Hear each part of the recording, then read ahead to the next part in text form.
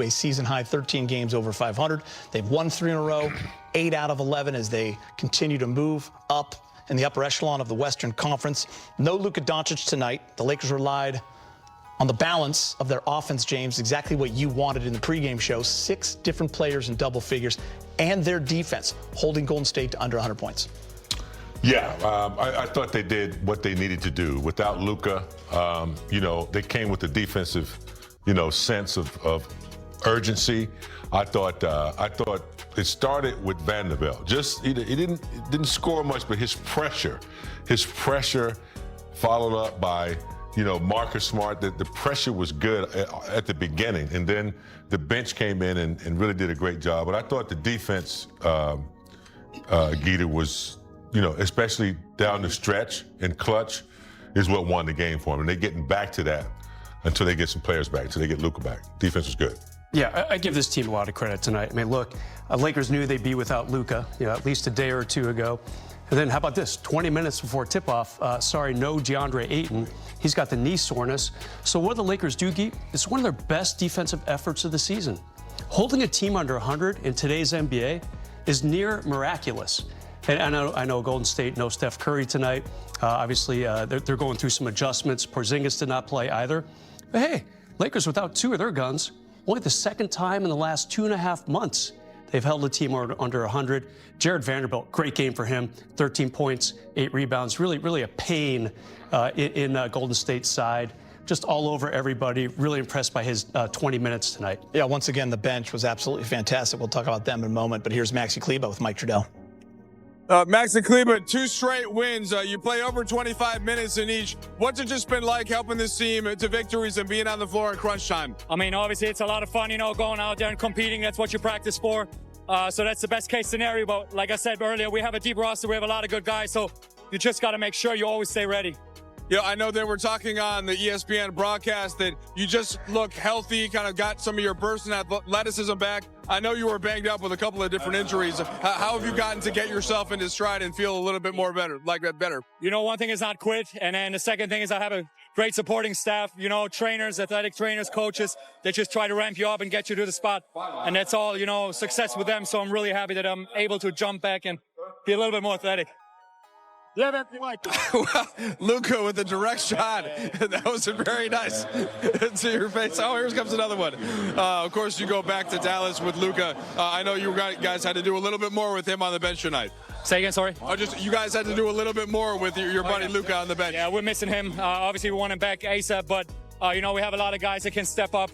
Today was LeBron, AR, and then Luke, who came in. Incredible job, being here for like one day, stepping up, making huge space for us. So that's got to be the mentality for everybody else. If somebody's out, we've dealt with it the whole season. Somebody else got to step up and come out clutch. That's definitely been a theme of this season, just guys being out and you finding a way to win nonetheless. All right, 3 straight games at home before the All-Star break. What do you have to do to keep a little bit of momentum? We can't relax. This is like the time where a lot of teams want to take off. We got to take this serious. It's 3 important games for us, and then we have a break, so we got to come out with the same mindset. Today we showed again, second half, especially, Braun setting the tone with his physicality and attacking the rim. We got to keep doing that every game for 48 minutes. All right. Thank you, Maxi. Thank you very much. Love the interview with Maxi Kleber and the mindset that he has. Great to see him healthy and producing for this Laker team. Almost like a month and a half ago, we weren't getting any production from the bench this consistently. This is a formula that they could go forward. Once they get there, they're almost healthy again, with the exception of Luka being out and Ayton missing this game. They're about to get that starting 5 and that bench chemistry. Rui coming off the bench. You got Jake will be coming off. Maxi Kleber's playing very well. They got some guys over there that can get it done if they get the minutes. So hopefully they'll continue to produce like they did tonight. Right now, Lakers 13 games over 500, the first time that's happened this season.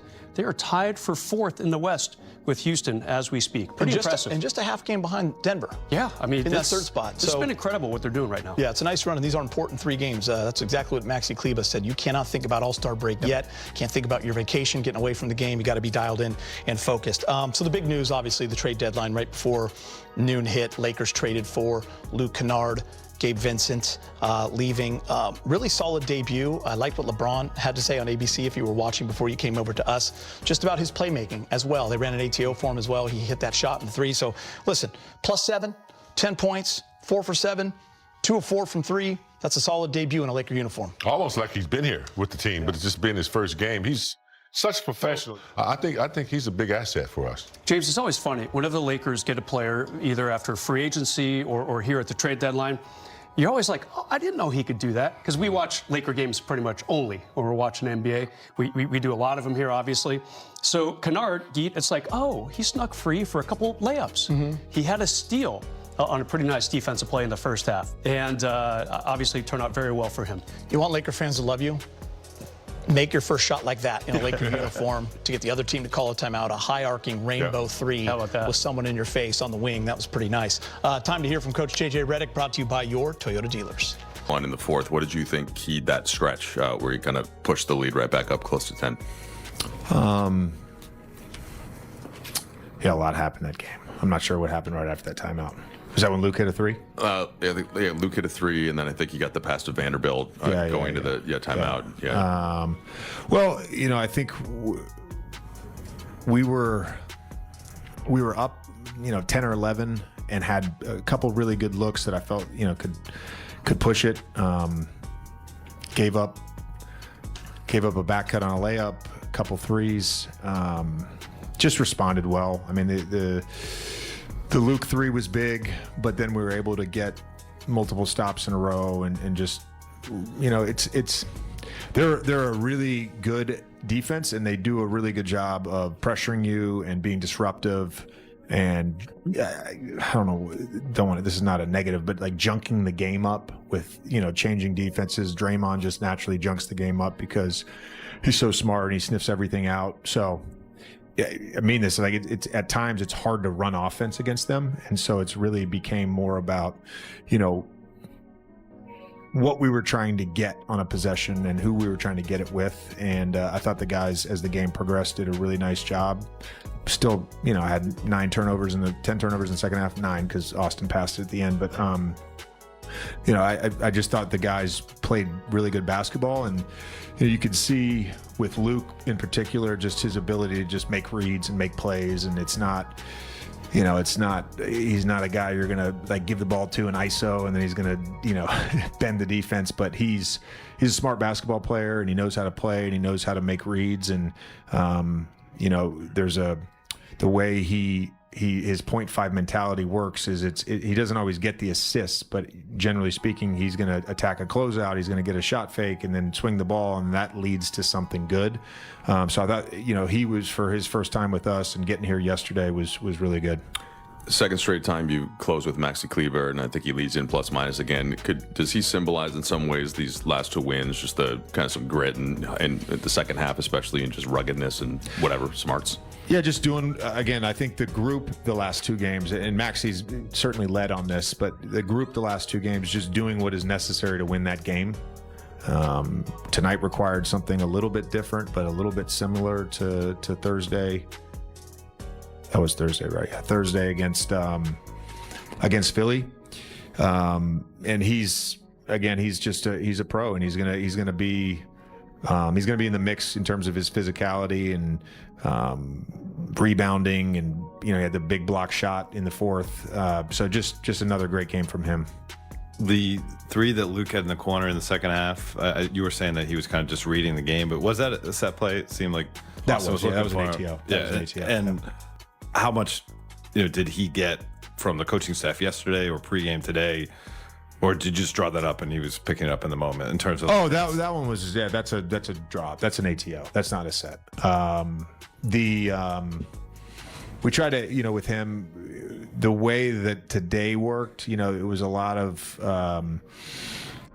just Laker nail, to be honest with you, especially in the second half. Some of that was who we wanted to attack, and some of that was just, trying to get something out of the offense versus, trying to run anything too fancy.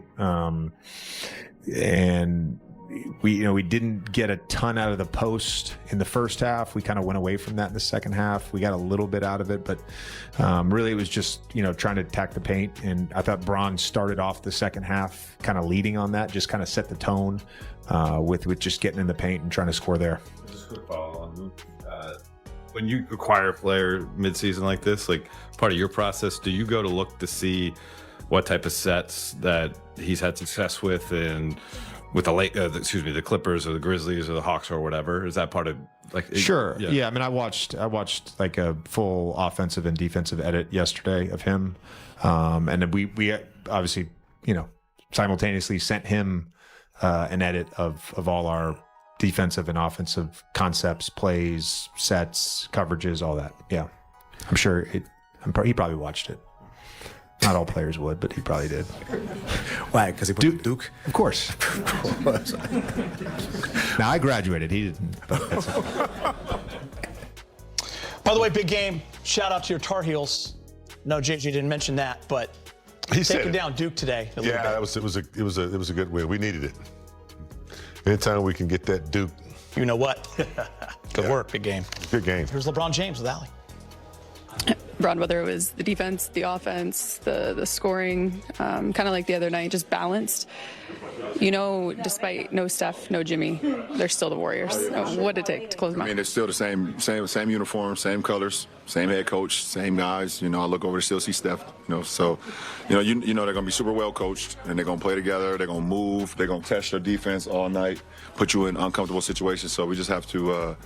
We had to rack up some stops, and we did that in the fourth quarter and was able to bump that lead up. Talking to Luke before the game, he called it a full circle moment to be joining with you on this team. What excites you most about having him? Well, first of all, I haven't even got to the point where I even confronted him about breaking my score record in Ohio when he passed me. But he did play for my AAU team, so we kind of even. But I mean, listen, he's a really good basketball player. A lot of people kind of harp on his shooting, obviously, because he shoots the ball so elite.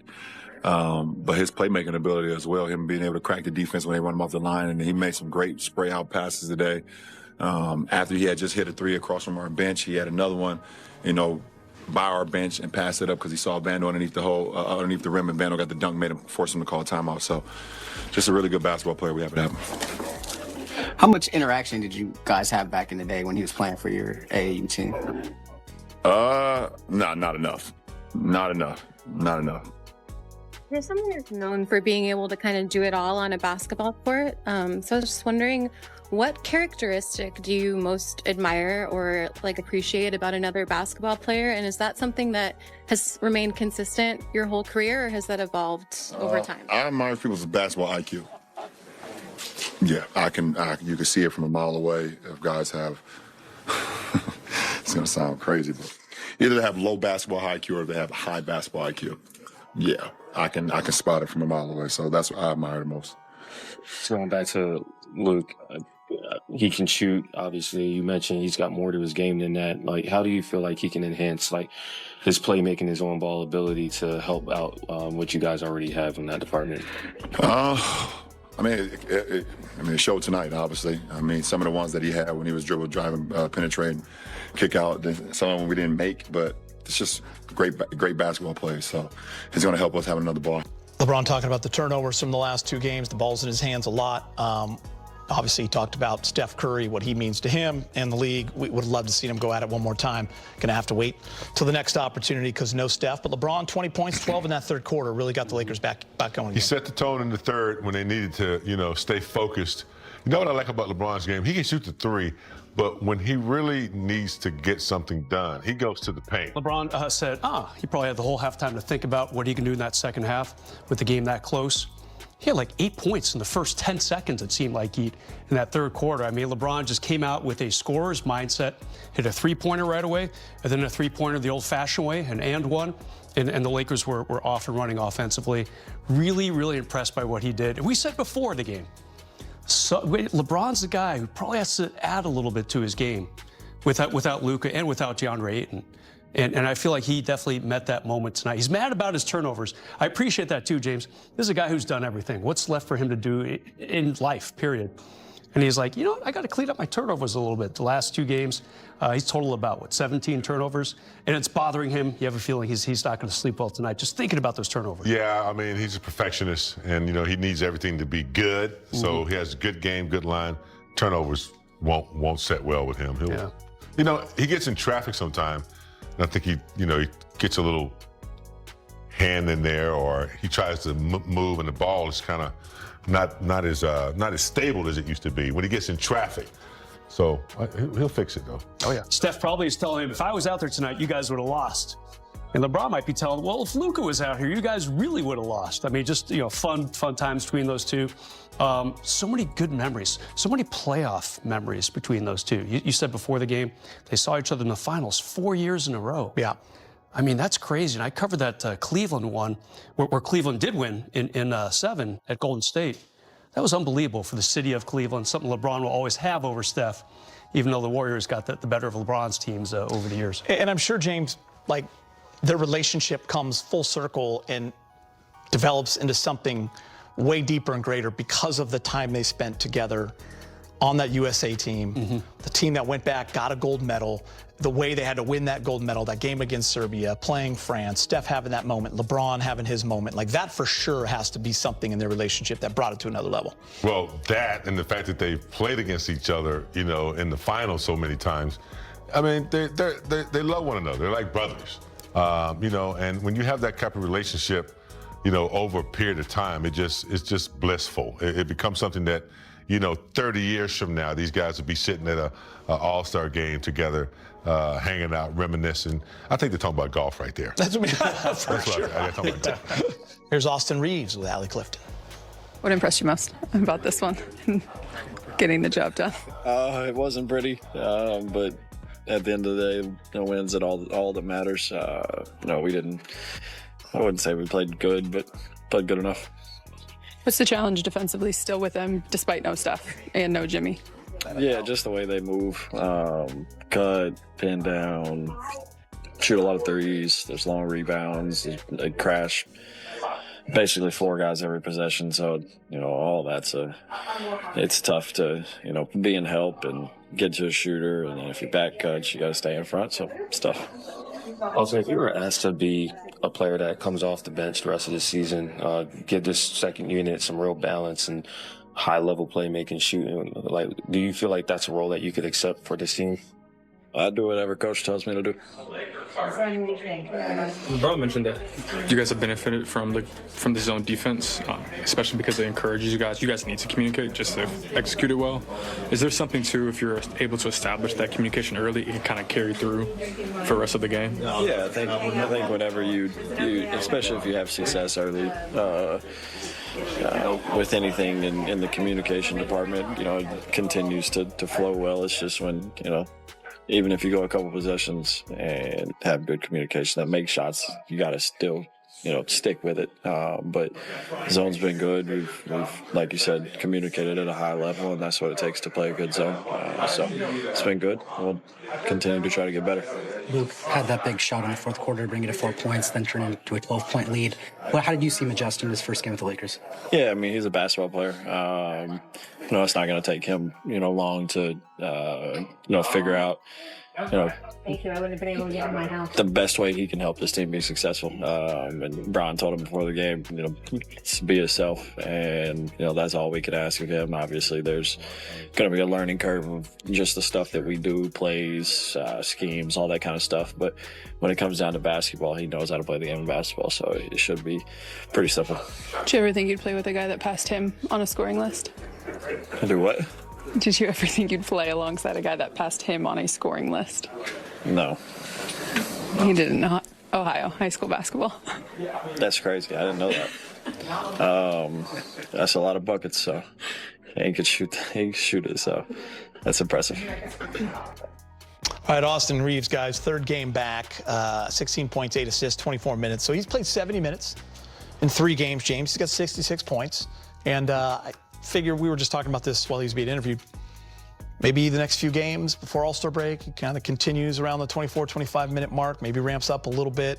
And then after All-Star break, we hope that he's, because they don't want him to relapse, fall back like he did last time. Yep. Yeah, I love the formula that they're using right now. 25 minutes. To just kind of expound upon what Geet, you just said, back in early December, Austin got hurt, sat out 2 weeks, then came back and aggravated that injury, sat out 6 weeks. So what the Lakers don't want is for that to happen again. So he actually played 1 minute less tonight than he did last game. So you think he's probably going to hover at that 24, 25-minute mark for a little bit. Not helping him is the upcoming schedule. You've got OKC coming down in a couple days. You've got San Antonio the day after that.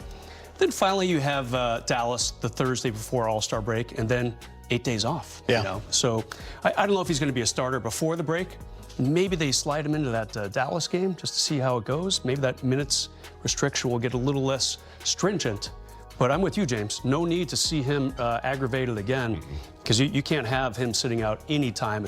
What could be more fascinating than watching an organization that spent the better part of a decade being mocked for impulsive, short-sighted decisions suddenly discover the art of strategic patience and long-term vision? How is it possible that the Los Angeles Lakers, the same franchise that essentially mortgaged their entire future for Russell Westbrook and watched it implode spectacularly, are now operating with the kind of calculated sophistication that championship organizations employ when they're genuinely serious about sustainable excellence rather than just generating headlines? And what does it tell us about Rob Pelinka's evolution as an executive, that he's managed to address the team's most glaring weaknesses while simultaneously positioning them to be major players in both the buyout market and the upcoming offseason pursuit of difference-making talent like Giannis Antetokounmpo? If you're enjoying this comprehensive analysis of the Lakers' strategic maneuvering, don't forget to hit that like button to help us continue delivering this kind of in-depth basketball content. The most immediate and concerning development that has completely reshaped the Lakers' immediate trajectory is Luka Doncic's hamstring injury, which forced him out of Thursday's victory against the Philadelphia 76ers and has officially ruled him out for Saturday's primetime matchup against the Golden State Warriors. What initially appeared during the game as simple left leg soreness was subsequently diagnosed as a mild left hamstring strain following an MRI on Friday, with Lakers head coach JJ Redick announcing that Doncic is officially listed as day, which represents the best case scenario given how ominous the injury looked when it occurred in the second quarter. The injury happened after Doncic was double-teamed and turned the ball over, reaching for the back of his left leg as play moved the other way and appearing visibly uncomfortable before eventually limping off the court. Clearly frustrated as he kicked the scorer's table and lingered in the tunnel before disappearing into the locker room. The timing of this injury couldn't be more problematic for a Lakers team that had finally managed to get relatively healthy for the first time all season, with Austin Reaves returning from his month-long calf injury absence just 2 games earlier. The cruel irony is that Doncic, Reaves, and LeBron James have played together only 10 times in the team's first 50 games this season, which perfectly encapsulates the injury frustration that has plagued what was supposed to be their first real opportunity to see what their core trio could accomplish when fully healthy and operating with proper chemistry.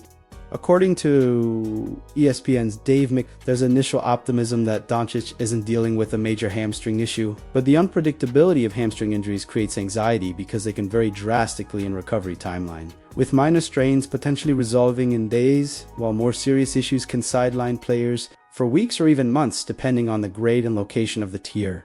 Doncic has already missed 8 games this season due to various leg injuries and needs to appear in 65 games to remain eligible for major individual awards like MVP, or he's been a legitimate candidate following a dominant January that earned him Western Conference Player of the Month honors after averaging 34.0 points on 50.6%, shooting with 7.2 rebounds and 9.1 assists. The Lakers have gone 4-4 without him this season, which isn't terrible, but certainly demonstrates his irreplaceable value to their offensive system, especially considering he leads the NBA in scoring with 33.4 points per game to go, along with 8.6 assists and 7.8 rebounds.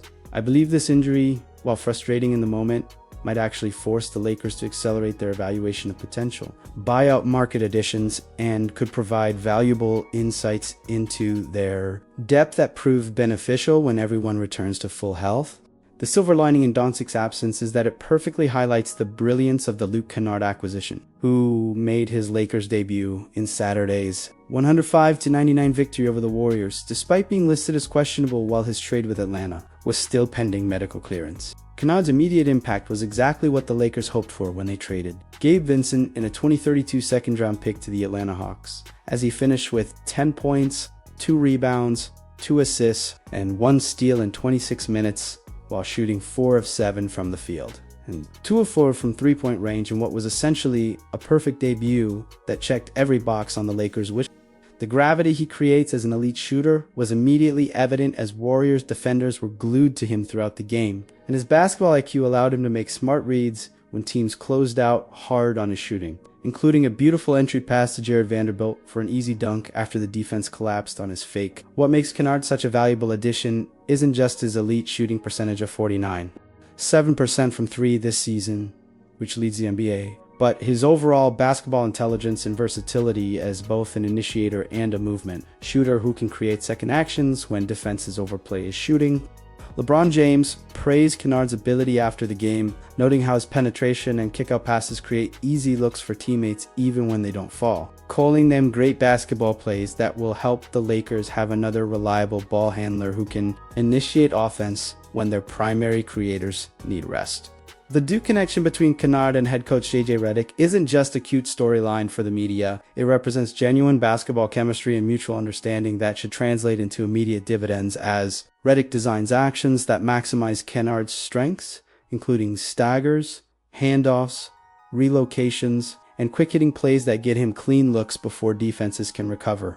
The beauty of this acquisition lies in how it addresses multiple needs simultaneously while creating zero long-term complications for the organization's broader strategic goals. They fill the glaring shooting need without sacrificing future flexibility, added championship experience without taking on problematic contracts, and actually improved their salary cap situation by saving $500,000 while addressing their most pressing weakness. Kennard's presence should make life significantly easier for their 3 elite playmakers because of the spacing he provides. And when you consider that he's getting the cleanest looks of his career playing alongside creators who can collapse defenses and generate wide open opportunities, his ridiculous 49.7% three-point percentage might actually be sustainable or even improved.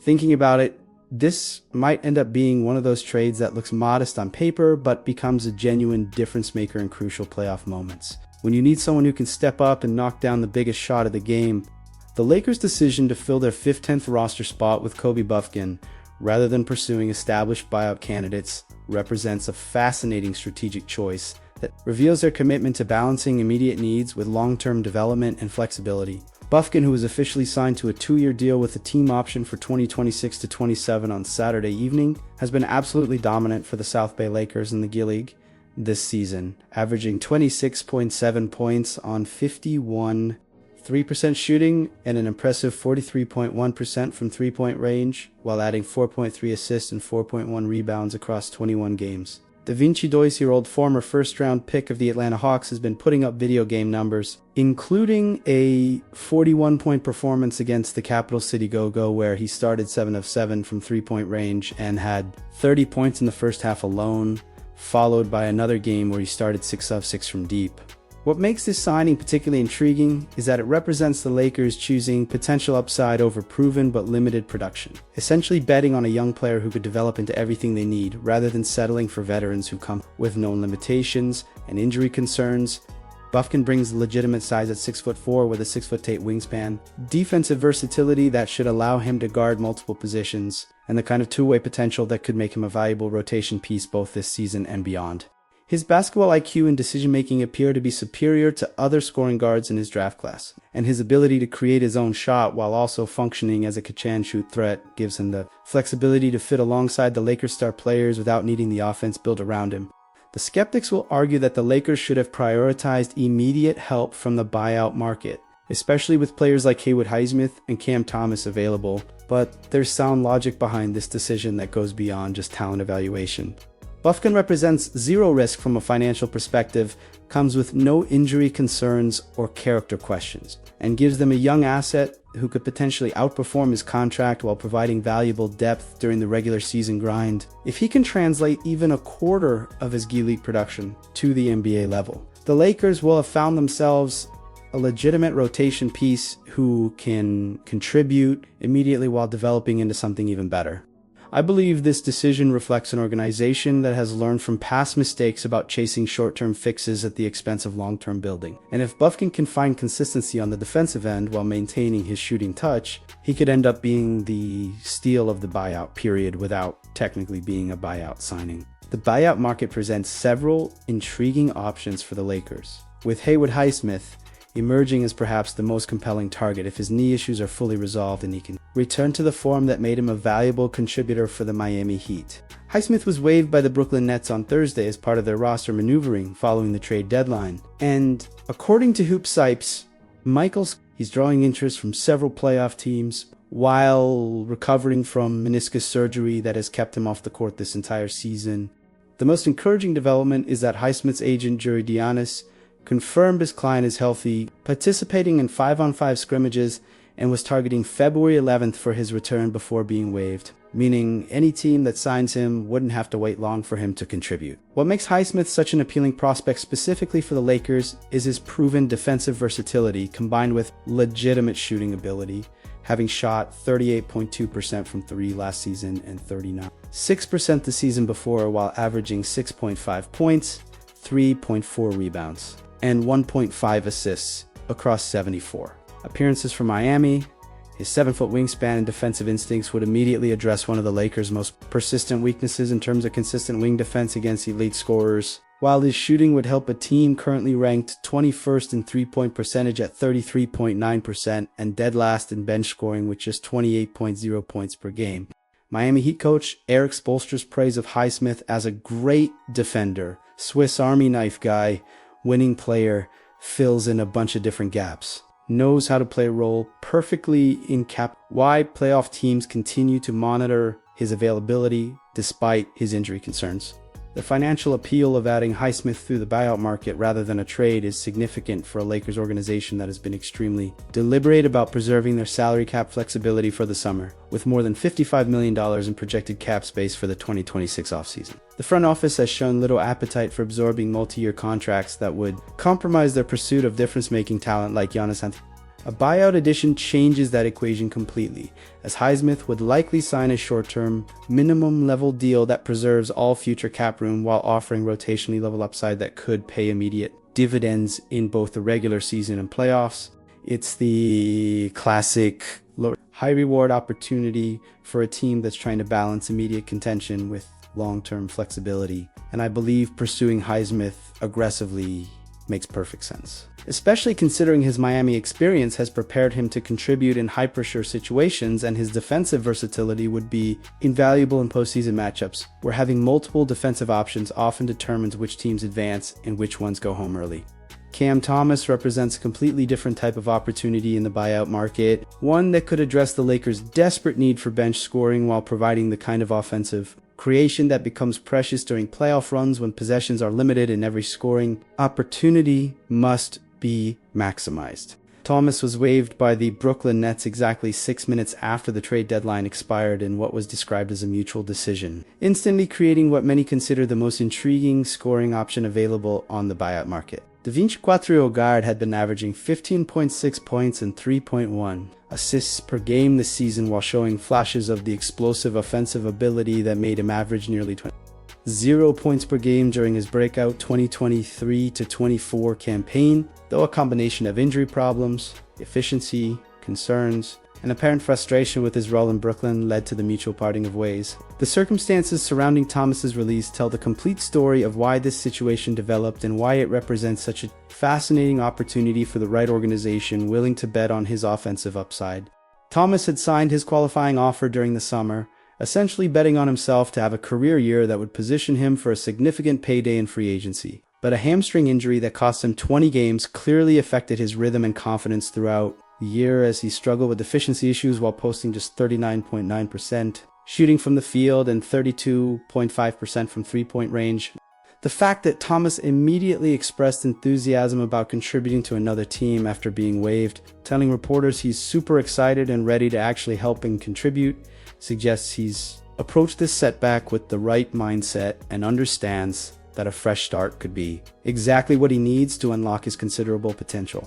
The appeal for the Lakers specifically lies in Thomas's ability to create his own shot at high volume, something that could be invaluable for a team that currently ranks dead last in the NBA in bench scoring and sometimes struggles to generate consistent offense when their stars are resting or when the pace slows down in crucial playoff moments. Thomas averaged an impressive 9 points per game over the previous 2 seasons while showing the kind of shot creation ability that most teams would love to have coming off their bench, and his youth at just 24 years old means he's still ascending rather than declining. Quietly, Thomas certainly comes with legitimate concerns about defensive consistency and shot selection that any potential suitor would need to address. The upside potential of adding a proven scorer who can function effectively without needing a structured offensive system built around him represents exactly the kind of calculated risk that could make the difference in a competitive Western Conference where depth and bench production often separate the contenders from the pretenders. Thinking about it, the combination of Thomas's offensive potential and the Lakers' desperate need for bench production makes this an almost no-brainer consideration,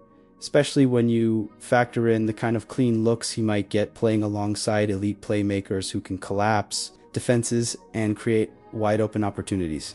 The broader strategic picture that emerges from these individual moves reveals a Lakers organization that has finally learned how to operate with kind of long-term vision and calculated patience that championship organizations employ when they're serious about sustained success rather than just appeasing impatient fan bases or generating positive headlines. According to multiple reports, the Lakers are projected to have between $55 to $60 million in salary cap space for the 2026 offseason, with both LeBron James and Austin Reaves hitting free agency and the team positioned to make a legitimate run at acquiring Giannis from the Milwaukee Bucks. The financial flexibility they've maintained through their conservative trade deadline approach isn't just about having cap space. It's about being able to absorb Antetokounmpo's massive $58, $5 million salary without forcing unwanted players on Milwaukee just to make the money work, which gives them a significant competitive advantage over other suitors who might need to include salary filler. That doesn't interest the Bucks. The Lakers will also have 3 tradable first-round picks available this summer, 2026, 2031, and 2033 compared to just 1 at the trade deadline. Thanks to the way the Stepien rule works and the league year turning over, this means they could potentially offer Austin Reaves in a Sanan trade along with 3 first-rounders and major cap relief to Milwaukee, creating the kind of package that could jumpstart the Bucks' rebuild while giving the Lakers the second superstar they need to pair with Luka Doncic for the long term. NBA insider Mark Stein has reported that the Lakers would become a viable threat to acquire Antetokounmpo if his potential trade extends into the offseason, with the organization apparently planning to build around a core of Doncic, Reaves, and potentially Antetokounmpo going forward.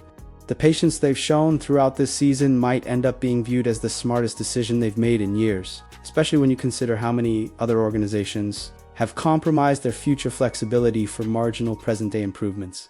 The Kennard trade addresses a specific need while improving their financial position. The potential buyout market additions give them multiple paths to upgrade their depth without compromising their summer plans. And even the Bufkin signing represents a bet on upside that could pay dividends both immediately and long term.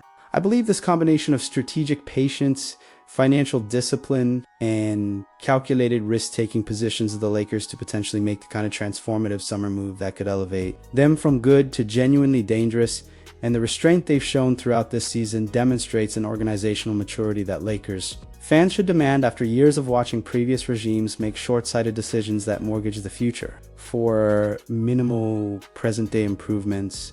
The most revealing aspect of this entire situation might be how the Doncic injury forces the Lakers to accelerate their buyout market evaluations while potentially discovering something valuable that benefits them both short and long term, with their superstar sidelined in a brutal February schedule ahead that includes matchups against the Warriors twice, Thunder, Spurs, Mavericks, Clippers, Celtics, Magic, and Suns. The urgency to add depth becomes even more critical. The fact that they've managed to maintain complete financial flexibility for a summer that could include pursuing the best player potentially available in Antetokounmpo, while simultaneously addressing immediate needs through smart, calculated moves represents exactly the kind of front office excellence that championship organizations employ when they're thinking beyond any single season and positioning themselves for sustained excellence rather than quick fixes that look good in press conferences but don't actually move the needle toward championship contention.